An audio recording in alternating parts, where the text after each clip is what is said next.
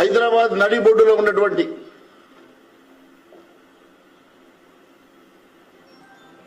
పదిహేను ఎకరాల భూమి గత ప్రభుత్వం అప్పటి ఎంపీ పార్థసారథి రెడ్డికి హెట్రో డ్రగ్స్ సంస్థకు సంబంధించినటువంటి కంపెనీకి ఇస్తే దాని మీద గత ప్రభుత్వం 571 జీవోని 14/9/2012లో జీవో ఇష్యూ చేస్తే దాని మీద గతంలో హైకోర్టుకు వెళ్ళడం జరిగిన సంగతి మీకు తెలుసు. దాని తర్వాత దాన్ని రివైజ్ చేసి 218 జీవో 1/12/2015 రోజు గత ప్రభుత్వం తీసుకొని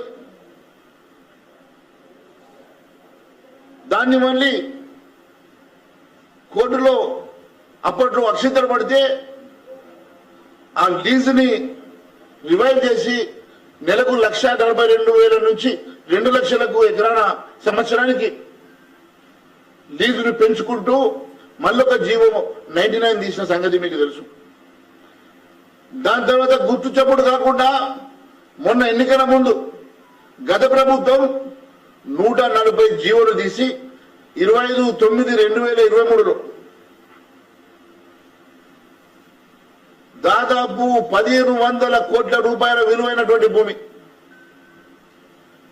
దాన్ని ప్రభుత్వ రిజిస్ట్రేషన్ విలువనే 505 కోట్లు, ప్రభుత్వ రిజిస్టర్ ఆఫీసులోనే దాని విలువ 505 కోట్లు. మార్కెట్లో కనీసం 3,000-4,000 కోట్లు ఉంటుంది, కానీ ఎంత తక్కువ పట్టుకున్నా 1,500 నుంచి 2,000 కోట్ల రూపాయలు విలువైనటువంటి భూమి అది. అలాంటి భూమి 30 సంవత్సరాలు ప్లస్ రిన్యూవల్ 30 సంవత్సరాలకి కేవలం 2 లక్షల రూపాయలకి ఎకరాన సంవత్సరానికి 2 లక్షల రూపాయలకి ఎకరాన మీరు దారాదత్తం చేస్తే దాన్ని వెంటనే బయటకు తీసినట్లు, వెంటనే ఆ భూమిని ఇన్వెస్టిగేట్ చేసినట్లు చేసి జీవో 12 విడుదల చేసి జీవో 12 ప్రకారం ఆ లీజును రద్దు చేసి అక్కడ ప్రభుత్వ భూమిగా దాన్ని ప్రకటించినటువంటి సంగతి నేను తెలియజేస్తా ఉన్నాను. ప్రభుత్వ భూమిగా చేయడమే కాకుండా అక్కడ బోర్డు పెట్టి జీవో నంబర్ 12 ప్రకారం ఇది ప్రభుత్వ భూమిగా అనౌన్స్ చేసి అక్కడ బోర్డు పెట్టి ప్రభుత్వం స్వాధీనం చేసుకున్న సంగతి నేను మీకు తెలియజేస్తా ఉన్నాను. మరి అలాంటి భూమి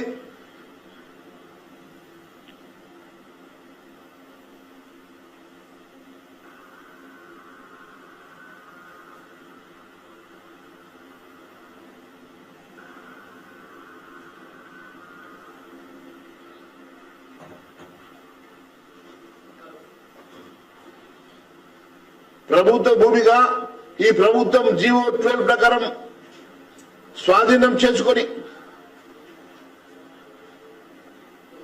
బోర్డులు పెట్టి ప్రభుత్వం ఆ గత ప్రభుత్వం ఇచ్చిన జీవోను క్యాన్సిల్ చేస్తే నిజమే ఈ ప్రభుత్వం చర్య తీసుకున్నట్టున్నది. ఈ ప్రభుత్వం నిజంగానే వాళ్ళ మీద తన పంజా విప్పినట్టున్నది. నిజంగానే ఒకటొకటిగా గత ప్రభుత్వం చేసిన అరాచకాలు బయటకొస్తేమోనని ఎంతో ఆశపడ్డాం. వెంటనే ఏమైందో తెలియదు. వెంటనే మరి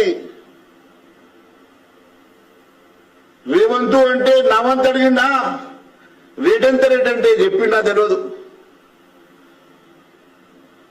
దాన్ని మళ్ళీ జీవో 37 ద్వారా జీవో నంబర్ 37 ద్వారా అదే భూమిని మళ్ళీ వాళ్ళకే కేటాయించిండు. అదే భూమిని వాళ్ళకే కేటాయిస్తూ గతంలో దాంట్లో ఎంప్లాయ్మెంట్ లేనట్లు, గతంలో దాని ద్వారా లబ్ధి జరిగినట్లు, ఈయన ఈ జీవోతోటి లబ్ధి జరుగుతున్నట్లు, ఈ జీవోతోటి దాంట్లో ఎంప్లాయ్మెంట్ జరుగుతున్నట్టు. అరే హాస్పిటల్ కట్టినప్పుడు హాస్పిటల్లో డాక్టర్ల దగ్గర నుంచి నర్సుల నుంచి హౌస్ కీపింగ్ వరకు ఎట్లా రిక్రూట్మెంట్ చేసుకుంటారు. అది ముందు తెలియదా? జీవో క్యాన్సిల్ చేసేటప్పుడు క్యాన్సిల్ చేసేటప్పుడు తెలుసు కదా. మళ్ళీ దాంట్లో ఏదో రిక్రూట్మెంట్ అవుతున్నది కాబట్టి ఇస్తున్నాను, లేకుంటే రేటు పెంచిన కాబట్టి ఇస్తున్నాను. అదే రేటు పెంచితే ఎంత పెంచినవయ్యా? 15 లక్షలు. నేను అడుగుతున్నా, జీవో ప్రకారం సుప్రీంకోర్టు గైడ్ లైన్స్ ప్రకారం ప్రభుత్వ విలువలో సంవత్సరానికి 10% కట్టాలి కదా. మరి ఆ లెక్కతోటి ఒకవేళ నువ్వు ఇష్యూ చేసిన 505 కోట్ల రూపాయలు విలువైనటువంటి భూమికి కనీసం సంవత్సరానికి 50 కోట్ల 5 లక్షల రూపాయలు కట్టాల. ఒక ఎకరాన, ఒక సంవత్సరాన 50 కోట్ల రూపాయలు అంటే 30 సంవత్సరాలకు 1500 కోట్ల రూపాయలు ప్రభుత్వానికి ఆదాయం వస్తుంది.